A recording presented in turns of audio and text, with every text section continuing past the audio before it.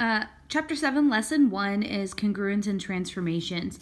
And essentially what it's saying is if you can determine that one shape has been moved or changed to another shape only by transformations, the three that make it congruent are translation, reflection, and rotation, then that means the two shapes are congruent. So, for example, if to get from A to B up at the top here, if it reflected and translated, then that means that the two shapes are congruent because a translation and a reflection do not change the shape or the size. So the two figures would still be congruent.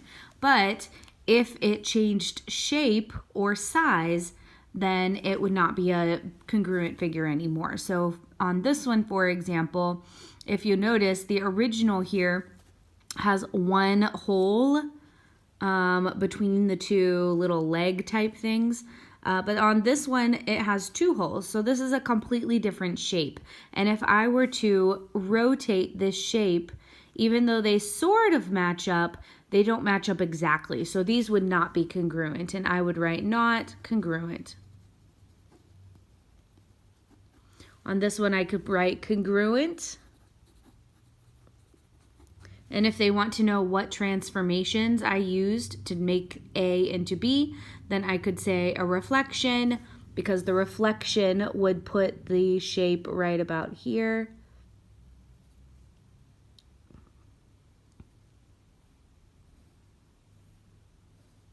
And a translation. So if it was moved over just a little bit, it would match right up exactly with B.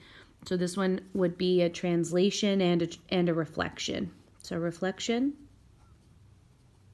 and a translation. Okay. Sometimes it can be rotated or turned. We didn't really talk about rotations yet, but rotations are just turns. So for example, if I rotate 90 degrees, then I would rotate 90 degrees of a circle. 180 degrees would be a rotation down to here. A 270 degree rotation would be all the way around to here. And then a 360 would be back to the original shape. So this rotation that they're showing here would be a 90 degree rotation. Okay. Here in this example, they did a 180 degree rotation.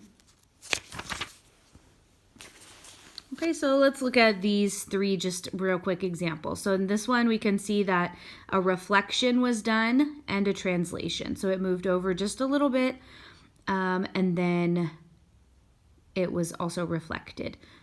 So this one, these two shapes would be congruent because their size and shape are exactly the same. They were only transformed using a translation and a reflection.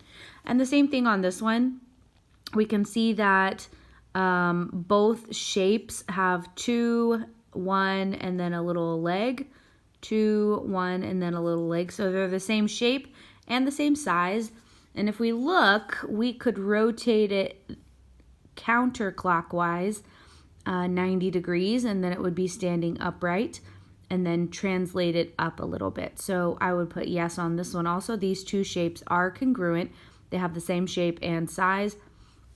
And I could do a rotation and a translation to transform them. Same thing on this one. We have two trapezoids. If I did a rotation so that it would be over here, it would match up exactly on this one as well.